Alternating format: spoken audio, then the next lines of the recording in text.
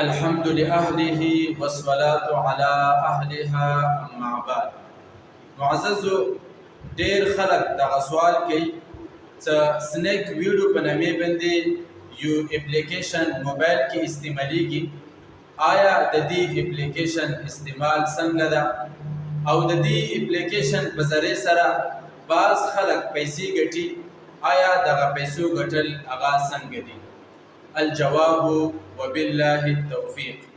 معززو دغه سنیک ویډیو په نامې باندې کوم اپلیکیشن موبایل کې استعمالیږي، نو نن سبا سوشل میډیا باندې دغه اپلیکیشن ډېر تیزۍ سره روان ده، خو لیکن دا یو انتهایی خطرناکه فتنه ده. د دې استعمال فقهي نقطه نظر سره یو څو مفاسدو په بنا باندې د دې استعمال هغه ناجایز ده.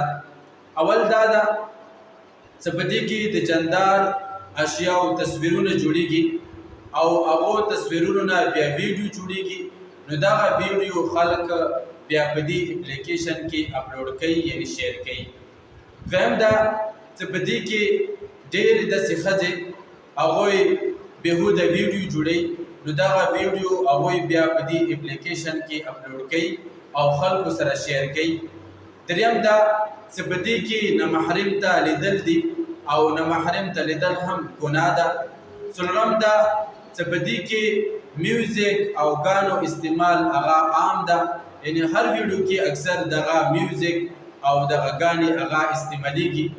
پنځم دا چې په دې کې ډېر زنانه او ډېر نارینه مختلفو طریقو سره ډنسونه کوي، مختلفو طریقو سره هغوی په دې کې هغه ګان ولا ویډیو استعمالوي، نو هغه دوی بیا په دې کې اپلوډ کوي او خلکو سره شیر کوي.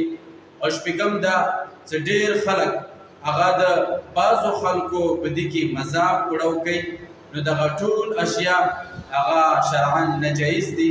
دغه ټولو اشیاء شرعاً ناجایز په بنیاد باندې کوم خلک دغه اپلیکیشن استعمالوي، نو استعمالونکی کس هغه په دوی اشیاءو کې خامخا مبتلا کیږي، نو لہذا دوی نه بچ کېدن هغه انسان دپاره ناممکن دي.